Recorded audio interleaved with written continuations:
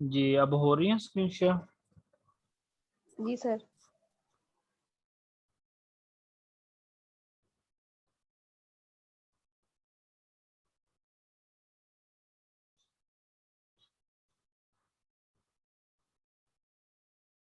अच्छा जी, इसमें आप सबसे पहले हम बात करते हैं कि जो सी का प्रोग्राम था पहला, जो कल मैंने लिखा था यहाँ पर, मैंने सेव किया था अपना CS201 के नाम का फोल्डर बनाकर। तो वेलकम के नाम से मैंने इस पर डबल क्लिक किया तो ये हमारे पास ओपन हो गया। यही हमने लिखा था। आप लोग अपने मोबाइल पे ना उस पर जूम करके स्क्रीन बड़ी कर सकते हैं। ठीक है, इस तरह कर लें, आपको ये क्लियर नजर आएगा। तो यहाँ सबसे पहले मैं एक्सप्लेन करना स्टार्ट करूंगा। जो आपने लफ्ज लिखते हैं हैश, ठीक है, ये नजर आ रहे हैं आप लोगों को? जी सर। हाँ, हैश। ये आपने समझना है कि जब भी आपने ये प्रोग्राम लिखना है, ये हैश है ना, ये तो लिखना ही लिखना है। इसको हैश भी बोलते हैं हम, और इसको हम शार्प भी कहते हैं, SHARP, शार्प। ठीक है, तो आप हैश बोल लें, इसको शार्प बोल लें, जो मर्जी आपकी। ठीक है, उसके बाद लफ्ज है इंक्लूड, INCLUDE। याद रखिएगा कि जब भी आपने कोई प्रोग्राम लिखना है तो ये स्मॉल लेटर में ही लिखना है आपने। ठीक है, इंक्लूड एक इंग्लिश वर्ड है, और इसका मतलब आपको पता ही है, शामिल करना होता है। ठीक है, और उसके बाद एंगल ब्रैकेट, IO स्ट्रीम, और एंगल ब्रैकेट। अब ये क्या है? This is a library file. अच्छा, अब आपने ये पहली लाइन पढ़ी है, hash include angle bracket IO stream. ठीक है, एंगल ब्रैकेट। अच्छा, ये जो हैश इंक्लूड है ना, this is a preprocessor directive. क्या है? ये एक प्री प्रोसेसर डायरेक्टिव है। सर जी, जी सर जी आवाज आ रही है लेकिन बहुत कम आ रही है सर जी। अच्छा, बाकी स्टूडेंट्स को भी यही प्रॉब्लम है? नहीं सर, क्लियर आ रही है मुझे तो। आप फिर अपना स्पीकर सोबिया जरा हाई करें। हैश इंक्लूड ये प्री प्रोसेसर डायरेक्टिव है। ठीक है, इसको क्या बोलते हैं? Pre processor, pre processor directive. Directive direction, ठीक है, डायरेक्शन देने वाला डायरेक्टिव। प्री प्रोसेसर, जो प्री का मतलब होता है जो पहले लिखा जाता है, प्रोसेसर, ठीक है, प्रोसेस करने वाला, प्री प्रोसेसर डायरेक्टिव कहते हैं इसको। ये चीजें साथ साथ आप नोट कर लें, अपने हैंड नोट्स पे नोट कर लें, ताकि आपको बाद में प्रॉब्लम ना हो। कि hash include as a preprocessor directive, इसका काम क्या होता है? इसका काम ये होता है, ये कंपाइलर को इंस्ट्रक्ट करता है, कंपाइलर को इंस्ट्रक्शन देता है। क्या इंस्ट्रक्शन देता है ये? इसके साथ है, ये देखें, एंगल ब्रैकेट के अंदर IO स्ट्रीम, ठीक है, .h। आप अपनी किताब पे देखेंगे वहां .h होगा। ये IO इनपुट आउटपुट स्ट्रीम, ठीक है, IO स्ट्रीम यानी इनपुट I से, और O से आउटपुट स्ट्रीम। स्ट्रीम क्या होता है? इंग्लिश का लफ्ज है, आपने देखा होगा इंग्लिश में स्ट्रीम पढ़ा होगा, क्या मानी होते हैं इसके?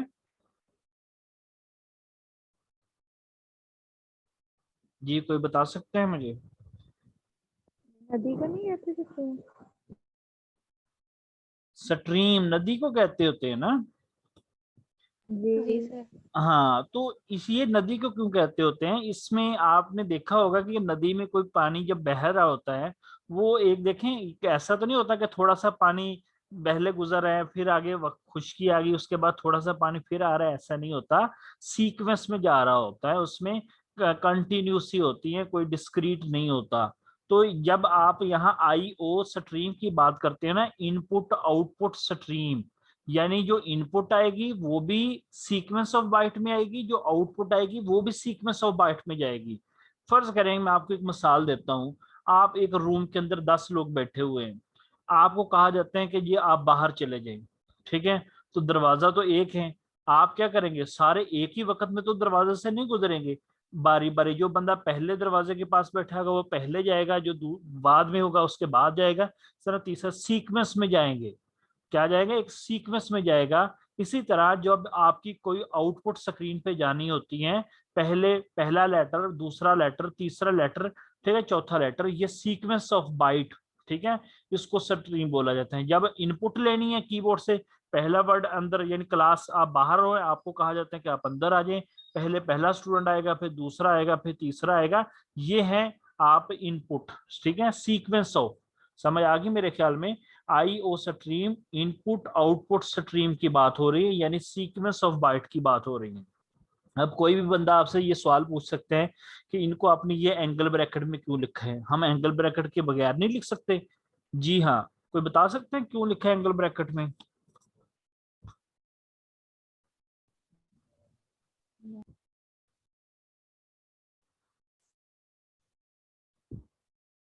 अच्छा, कोई नहीं बता सकता। तो एंगल ब्रैकेट में इसलिए लिखा है क्योंकि जो इनपुट आउटपुट स्ट्रीम फाइल है ये एक स्पेसिफिक डायरेक्टरी से इसका ताल्लुक है। इसका एक लाइब्रेरी फाइल है आपकी, हेडर फाइल है। हेडर फाइल इसको इसलिए कहा जाता है क्योंकि ये टॉप पे लिखी जाती हैं, और ये लाइब्रेरी फाइल भी है। अब आपके प्रोग्राम के अंदर इनपुट और आउटपुट के जितने भी फंक्शन लिखे जाएंगे, ठीक है, वो सारे के सारे इस लाइब्रेरी फाइल के अंदर हाइड होगा। ये आपको कहाँ पे मिलेगी लाइब्रेरी फाइल? जरा आप जाएं अपनी सी ड्राइव के अंदर, यहाँ पे आप लोगों ने डेव को इंस्टॉल किया था, या मैं प्रोग्राम फाइल के अंदर जाता हूँ। यहाँ पे जब हमने इंस्टॉल किया था, यहाँ पीछे चले, यहाँ है डेव सीपीपी। ठीक है, डेव सीपीपी के अंदर यहाँ आपको एक फोल्डर मिलेगा,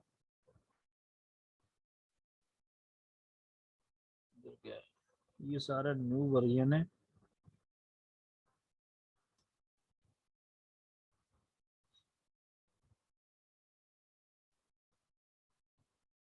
यहाँ एक इंक्लूड का इसके अंदर फोल्डर होगा, उसके अंदर ये सारी फाइलें पड़ी होती हैं।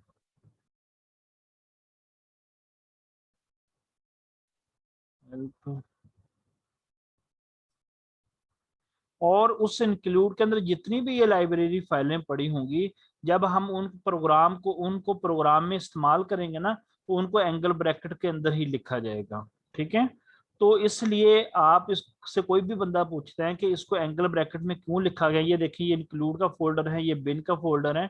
बिन के फोल्डर को देख लें जरा, ये देखें इसके अंदर ये सारी की सारी आपकी जो फाइलें पड़ी हुई हैं। ठीक है, और जरा लिब के अंदर जाएं मजीद। ठीक है, इसके अंदर बहुत सारी चीजें पड़ी हुई हैं। आप जरा इंक्लूड वाले में आ जाएं। ठीक है, ये लाइब्रेरी फाइलें पड़ी हुई हैं।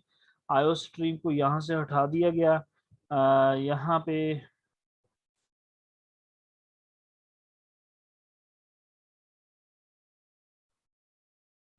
मैंने देखी थी, ये इंक्लूड फोल्डर है, ये देखें।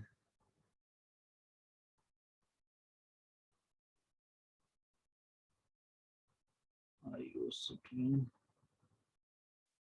ठीक है, यानी इसके अंदर ही होती हैं ये जितनी भी फाइलें, कौन आईओ, ठीक है, कंसोल इनपुट आउटपुट, मैथ के प्रोग्राम लिखने, मैथ डॉट एच, ये जितनी भी फाइलें होती हैं जो हम यहाँ से उठाते हैं, उनको आप एंगल ब्रैकेट में लिखेंगे।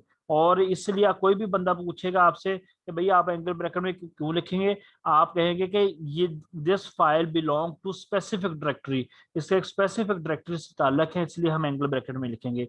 जब आप 9वीं या 10वें लेक्चर के अंदर जाएंगे ना आप, तो वहां पे हम अपनी लाइब्रेरी फाइलें बनाना शुरू कर देंगे। जो हम अपनी लाइब्रेरी फाइलें बनाया करेंगे ना, हम उनको एंगल ब्रैकेट में नहीं लिखा करेंगे, हम उनको ये लिखा करेंगे डबल कोट्स के अंदर। ठीक है, ऐसे जो हमारी अपनी फाइलें होंगी उनको हम डबल कोट्स के अंदर लिखा करेंगे। ठीक हो गया जी, ऐसे लिखा करेंगे। लेकिन अगर इसको लिखेंगे तो ये प्रॉब्लम देगा, because this library file belong to specific directory. ठीक है, इसको आप डबल कोट्स में नहीं लिखेंगे। मेरे ख्याल में ये पॉइंट क्लियर हो गया है।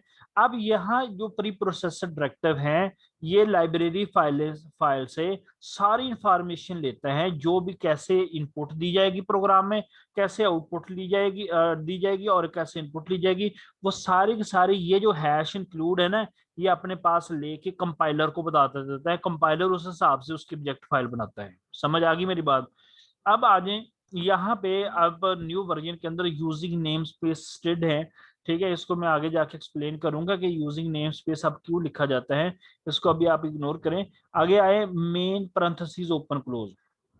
ठीक है, आपने एक बात याद रखनी, जब भी और भी आपकी प्रोग्रामिंग की बुक्स होंगी, कि जब भी ये पैरेंथेसिस ओपन क्लोज आ जाए ना किसी चीज के आगे लिखा, आपने समझ लेना ये फंक्शन है, ठीक है, ये मेथड है फंक्शन का। हम लेक्चर नंबर 9 के अंदर फंक्शन को डिटेल से पढ़ेंगे, बड़ा इंटरेस्टिंग टॉपिक है ये। मेन पैरेंथेसिस ओपन क्लोज ये एक फंक्शन है, यहाँ से आपके प्रोग्राम की एक्चुअल एग्जीक्यूशन स्टार्ट होनी है हर प्रोग्राम की। ये जो 3 लाइनें ना, ये पहले वाली, आपने इनको रट्टा लगा लेना है। हर प्रोग्राम के स्टार्ट में ये 3 लाइनें लिखनी ही लिखनी है।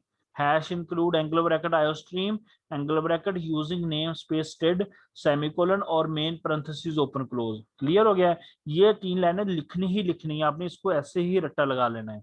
उसके बाद आ जाए जी ब्रेसेस ओपन क्लोज, ठीक है। अगर ब्रेसेस ओपन करते हैं उसके क्लोज भी होता है, ठीक है, यानी ये हमेशा जोड़ा होता है, ठीक है। अगर आप क्लोज नहीं करेंगे सिंटैक्स एरर आ जाएगा। तो इसके अंदर प्रोग्राम की बॉडी लिखी थी, जितने भी आप इसके अंदर लिखेंगे लाइनें, वो सारी की सारी प्रोग्राम की बॉडी होगी। अब आज इसके अंदर लिखा हुआ सी आउट लेस देन, ठीक है, इसको इंसर्शन ऑपरेटर भी कहते हैं, लेस देन को इंसर्शन ऑपरेटर भी कहते हैं। सी आउट को अब आप ज्यादा डिटेल में ना जाएं, इसको समझ लें कि एक दरवाजा है, इस दरवाजे से आपने गुजर के बाहर जाना है। यानी आप एक रूम में बैठे हुए ना, ऊपर आयो स्ट्रीम के अंदर इनपुट आउटपुट स्ट्रीम की जब मिसाल दी थी, मैंने कहा आप एक कमरे में बैठे हुए हैं, आपने दरवाजे से गुजर के स्क्रीन की तरफ जाना है, तो ये सी आउट एक दरवाजा ही है, ठीक है। यहाँ से जो भी आगे वैल्यू होगी उससे गुजर के यहाँ से स्क्रीन की तरफ जाना है, स्क्रीन पे जाना है। अगर ये जो देखें लेसन लेसन ये पॉइंट कर रहे हैं कि भाई ये दरवाजा है, इस तरफ जाए। समझ आ रही मेरी बात की? ठीक है, कि आपने इस तरफ जाना है, ठीक है। ये इंसर्शन ऑपरेटर है, ये भी हमेशा जोड़ा ही होना है, ठीक है, यानी लेस देन ये ऐसे ही लिखना, सी आउट इंसर्शन ऑपरेटर। अब आगे डबल कोट्स के अंदर, ये डबल कोट्स के अंदर जो भी आप चीज लिख देंगे वो बिल्कुल वैसे के वैसे ही स्क्रीन पे प्रिंट हो जाएगी। हेलो एवरीवन, वेलकम, ठीक है, ये कल हमने लिखा था। ये यानी डबल कोट्स के अंदर जो भी लिखेंगे वो ऐसे के वैसे ही स्क्रीन पे प्रिंट होगा। और उसके आखिर पे सेमीकोलन, याद रखना कि सी की हर स्टेटमेंट के आखिर में सेमीकोलन लाजमी डालना है। अगर नहीं डालेंगे तो सिंटैक्स एरर आ जाएगा। क्यों डालना है? क्योंकि ये टर्मिनेटर हैं, ये सी की स्टेटमेंट को खत्म करते हैं। इससे हमें पता चलता है कि सी की स्टेटमेंट खत्म होगी यहाँ पे, ठीक है, स्टॉप होगी, रुक गई, ठीक है, सेमीकोलन। तो ये सेमीकोलन है, आप इसको लिखना ही लिखना है हर सी की स्टेटमेंट की। जो ऊपर वाली है ना, या आयो स्ट्रीम और जो मेन है, इनके एंड पे हमने नहीं लिखा, ये सी का हिस्सा नहीं है, ये तो कंपाइलर इंस्ट्रक्शंस हैं, ठीक है, मैं पहले भी बता चुका हूँ, ये कंपाइलर इंस्ट्रक्शन है। और उसके बाद ब्रेसेस क्लोज। लो जी, ये था फर्स्ट प्रोग्राम। अगर आप अपनी किताब पे जाएंगे, ठीक है, तो वहां पे देखेंगे, यहाँ वहां पे भी एक्सप्लेन किया हो गया है। देखें, हैश इंक्लूड प्रोग्राम लिखा हुआ है, हैश इंक्लूड आयोस्ट्रीम, ठीक है, ये मैंने आपको बता दिया। ये कंपाइलर को इंस्ट्रक्ट करते हैं, आयोस्ट्रीम डॉट एज है, ये हेडर फाइल है, इनपुट आउटपुट स्ट्रीम को जार करती हैं। मेन पैरेंथेसिस ओपन क्लोज ये फंक्शन है, यहाँ से प्रोग्राम की एक्चुअल एग्जीक्यूशन स्टार्ट होती हैं। और उसके बाद जो ब्रेसेस ओपन क्लोज हैं, कि यानी ये जो हमेशा जोड़ा ही होता है, इसको ब्रेसेस भी बोलते हैं, करली ब्रैकेट भी बोलते हैं, ठीक है। और उसके बाद सी आउट क्या है? सी आउट एक दरवाजा समझ ले, कि यहाँ से आपने ये देखें, इसने भी ये लिखा, think a stream as a door, ठीक है, यहाँ से आपकी आउटपुट गुजर के स्क्रीन पे जानी है। डबल कोड लेस देन है, इसको बोलते हैं, ठीक है, डायरेक्शन ऑफ डाटा, ये डायरेक्शन बता रहे हैं कि भाई इस सिमत में आपने आपके डाटा ने जाना है, ठीक है। उसके बाद आगे आ जाए जी, जो भी डबल कोट्स के अंदर लिखा है वो वैसे के वैसे ही स्क्रीन पे डिस्प्ले हो जाएगा। और सेमीकोलन क्या है? सेमीकोलन हर टर्मिनेटर है, और ये हर सी की स्टेटमेंट के एंड पे आता है। अगर आप सेमीकोलन को मिस कर देंगे किसी भी स्टेटमेंट पे तो सिंटैक्स एरर आ जाएगा, और कंपाइलर एरर रिपोर्ट कर देगा, और आप उसको दुरुस्त करोगे और फिर आगे जाएगा, ठीक है। तो लिहाजा ये एक बात को ख्याल रखना कि आपने कभी किसी गलत जगह पे सेमीकोलन नहीं डाल देना, ठीक है। तो do not put semicolon at a wrong place, it may cause a problem during execution of program और many cause of logical error. आपको पता है ना, लॉजिकल एरर बहुत बुरा एरर है, ये तो आपको पता ही नहीं चलता किस जगह पे। सिंटैक्स एरर का तो पता चल जाता है, बंदा ठीक कर देता है, लॉजिकल एरर का और रन टाइम एरर का भी पता चल जाता है, लेकिन जो आपका है ना लॉजिकल एरर, ये बहुत ही बुरा एरर है, इसका पता नहीं चलता। अब आ जाए नेक्स्ट टॉपिक की तरफ। वेरिएबल क्या है? वेरिएबल ये एक बड़ी इंटरेस्टिंग चीज है। वेरिएबल अगर मैथ के अंदर आपने बचपन में पढ़ते होंगे कि ये वो चीज होती है जिसकी वैल्यू चेंज हो जाती है, ठीक है। तो यहाँ पे जरा आए, जो आपकी कंप्यूटर की मेमोरी होती है ना, वो कंप्यूटर की मेमोरी कुछ इस तरह की होती है। ये देखिए सामने आपके टेबल नजर आ रहे हैं ना, आपको समझ आ रही है आप लोगों को? जी सर आ रही है। जी सर आ रही है। अच्छा, ये बिल्कुल जैसे ये टेबल है, आपकी जो रैम होती है ना मेमोरी कंप्यूटर की, बिल्कुल इस तरह की होती है। खैर वो भी लिमिटेड ही होती है मेमोरी, 2 GB की या 4 GB की या 8 GB की आपके कंप्यूटर के अंदर लगी होगी। तो ये अंदर से बॉक्सेस की शक्ल में होती हैं।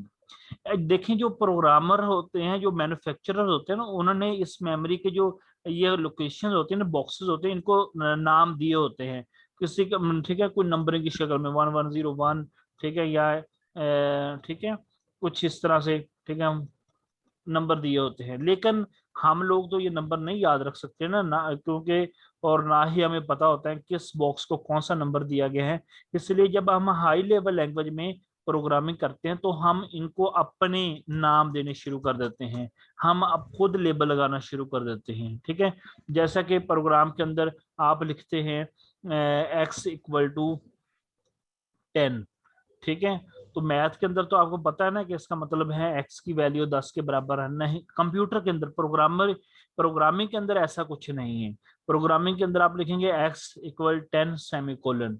इसका ये मतलब होगा कि मेमोरी के एक बॉक्स का लेबल x लगाएं, मेमोरी के एक बॉक्स का लेबल x लगाएं, और 10 को लो और उस बॉक्स के अंदर डाल दो।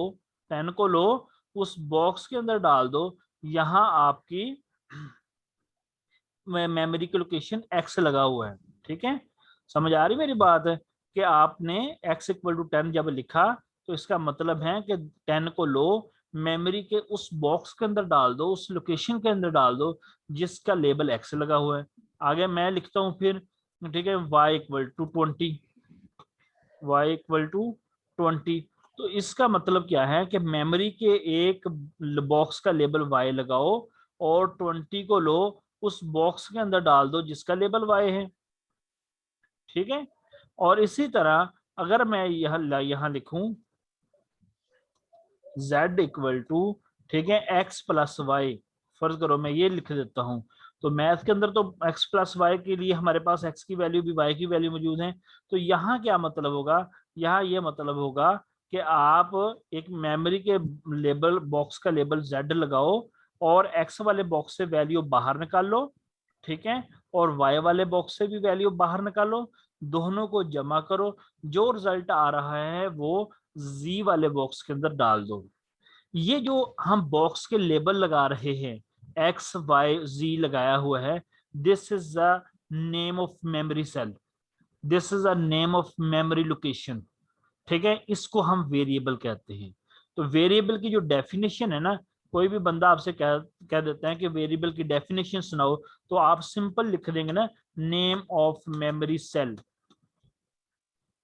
Memory cell is called variable, या name of memory location is called variable. मेरे ख्याल में वेरिएबल की डेफिनेशन आपको क्लियर हो गई होगी। तो सर एक मिनट। जी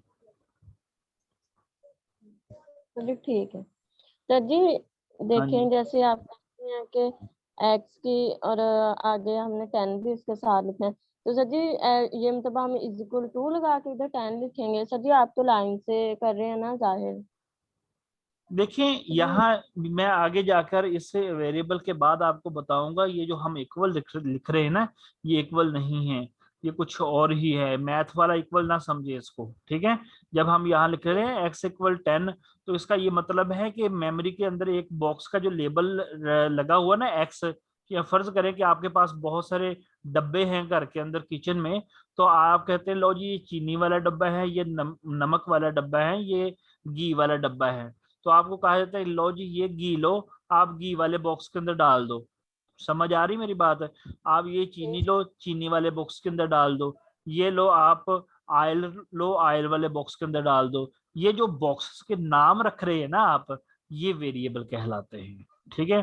अब वेरिएबल को नाम देने के कुछ असूल हैं, वो असूल मैं आपको बताने चाह रहा हूँ, जरा ध्यान से गौर कर लीजिएगा, ठीक है, क्योंकि उसके बाद आपने वेरिएबल के नाम दिया करने हैं तो आपको प्रॉब्लम ना होगी। सबसे पहले आपने याद रखना है जो वेरिएबल का नाम है वो लेटर से स्टार्ट होगा, LETR लेटर से स्टार्ट होगा, या वो अंडरस्कोर से स्टार्ट होगा। एक होता है डैश, ये वाला, ये नहीं, एक होता है अंडरस्कोर, ठीक है, वो आपको पता है नीचे, या तो आप अंडरस्कोर से स्टार्ट करते हैं या आप किसी भी लेटर से स्टार्ट करते हैं, ठीक है। यानी फर्ज करें आपने एज रखनी है, अच्छा ये ना, ये जूम का जो सेशन हमारा चल रहा है ये 40 मिनट का होता है फ्री, और उसके बाद फिर मैं दोबारा आप लोगों को लिंक सेंड करूंगा, ठीक है, फिर वो ज्वाइन कर लीजिएगा, ठीक है। जी सर। ठीक है, तो जैसा कि आप मुख्तलिफ स्टूडेंट्स की एज स्टोर कर रहे हैं तो आप बॉक्स का नाम एज रखते हैं, एज, ठीक है। तो देखें किससे स्टार्ट किया हमने, लेटर से स्टार्ट किया, तो अगर मैं इसको अंडरस्कोर से भी स्टार्ट कर सकता हूँ, अंडरस्कोर एज, ठीक है। यही बात याद रख लेनी, किसी भी वेरिएबल का नाम या तो आपने किसी लेटर से स्टार्ट करना है, ए से जी के दरमियान, या आपने अंडरस्कोर से स्टार्ट करना है। अंडरस्कोर का आप भी ऑप्शन जो है ना वो ऑप्शनल है, करना है करें, नहीं करना ना करें, कोशिश आप ये करें कि अंडरस्कोर को ना ही आप इस्तेमाल करें, आप लेटर को करें। दूसरी बात यह है कि किसी भी नंबर ऐसे नहीं लिख सकते 9 एज, नो, गलत हो जाएगा। नंबर को स्टार्ट में नहीं लिखेंगे, डैश एज ये भी नहीं लिखेंगे, किसी सिंबल को हैश एज ये भी गलत हो जाएगा, अंडर रूट एज ये भी गलत हो जाएगा। समझ आ गई मेरी बात? तो एज का हमेशा लेटर से स्टार्ट करना है। दूसरी बात यह है वेरिएबल के नाम में स्पेस नहीं होनी चाहिए, ठीक है, space are not allowed in variable name. यानी आप लिखते हैं एज ऑफ अली, ठीक है, आप लिखते हैं एज ऑफ अली, ये वेरिएबल का नाम नहीं हो सकता क्योंकि इसमें स्पेस आ गई है। अगर आपने लिखना है तो बिल्कुल इकट्ठा करके लिखेंगे, ठीक है। तो ये देखें एज ऑफ अली, लेकिन इसमें तो फिर पढ़ने में मुश्किल हो जाएगी, क्या लिखा हुआ है, आप तो पढ़ लेंगे आपने लिखा है, लेकिन जो नया बंदा आएगा वो देखेगा कि ये पता नहीं क्या लिखा हुआ है। तो इसका आसान हल है, एक तो हल ये है कि आप जो हर स्टार्ट होने वाले लेटर का कैपिटल डाल दो, पहला लेटर, ठीक है, तो अली, तो तब भी समझ आ जाएगी। या दूसरा हल ये है कि एज अंडरस्कोर ऑफ अंडरस्कोर, ठीक है, अली, ठीक है, इस तरह भी आप लिख सकते हैं, ठीक है। तो स्पेस नहीं होनी चाहिए, ठीक है। सर जी स्पेस स्पेस क्यों नहीं डाल सकते सर जी? स्पेस उसका रूल है ना कि वेरिएबल के नाम के स्पेस नहीं होनी चाहिए, ठीक है, तो स्पेस नहीं आप डालेंगे, स्पेस आर नॉट अलाउड, ठीक है। उसके बाद जो लेंथ होनी चाहिए वो मैक्सिमम 31 करेक्टर तक आप होनी चाहिए। देखिए यह 1 2 3 4 5 6 7 8 9 10 करेक्टर रखे, 31 करेक्टर तक आप इसकी लेंथ लिख सकते हैं ये एक वेरिएबल की। अगर उससे ज्यादा लिखने की कोशिश करेंगे जो कंपाइलर है वो बाकियों को फेंक देगा, सिर्फ 31 पहले वाले एक्सेप्ट करेगा। और जो आप कोशिश ये कर रही हैं कि आपने वेरिएबल का नाम वो लिखना है जिससे पता चल जाए कि इसके अंदर क्या चीज है। ये ना हो कि आपने घी वाले डब्बे का नाम रख दें चीनी और बाद में आपने घी डालने के लिए उसके अंदर चीनी डाल दें, ऐसा नहीं, आपने बॉक्स का लेबल वही रखना है जिससे आपको पता हो जाए। आपने किस स्टूडेंट के मार्क्स स्टोर करने तो आप मार्क्स रख लें, ठीक है। तो हमेशा रीडेबल अंडरस्टैंडेबल नाम होना चाहिए, ठीक है, जो किसी भी दूसरे बंदे को देख के समझ आ जाए, ठीक है। आगे चलें, हर वेरिएबल की कुछ चीजें होती हैं, हर वेरिएबल के क्या होता है, 4 चीजें होती हैं हर वेरिएबल के पास। एक तो उसका नाम होता है, जो भी वेरिएबल का हमने नाम रखा है, ठीक है, वो जो भी एक्स वाई जी एज मार्क्स जो भी आप रखें। दूसरी उसकी टाइप होती है, तीसरा इसका साइज होता है, और चौथी उसकी वैल्यू होती है। अब देखें, अब जरा मैंने यहाँ लिखा है एक्स, ठीक है, आगे असाइनमेंट ऑपरेटर 10, तो इसमें ये जो एक्स है वेरिएबल, तो इसमें यहाँ 10 है, ये वैल्यू उसकी आ गई। लेकिन अब यहाँ कि इसकी टाइप भी होनी चाहिए, हमें पता होना चाहिए इस बॉक्स के अंदर किस किस्म का डाटा आ रहा है, आया कि वो शारिये वाला डाटा आ रहा है या वो फ्लोट वाला डाटा आ रहा है, ठीक है। तो ये हमें पता होना चाहिए, ठीक है, किस किस्म का डाटा आ रहा है। तो लिहाजा आप उसकी डाटा और टाइप आगे जाके पढ़ेंगे फिर आपको पता चल जाएगा कि किस किस्म का डाटा डाल रहे हैं। ठीक है, एक नाम होना चाहिए, एक वैल्यू होनी चाहिए, एक टाइप होनी चाहिए और एक उसका साइज। जब हम टाइप पढ़ेंगे ना, टाइप ही उसका साइज बताएगी कि ये डाटा किस किस्म का होगा। आगे जाके हम इसको देखते हैं।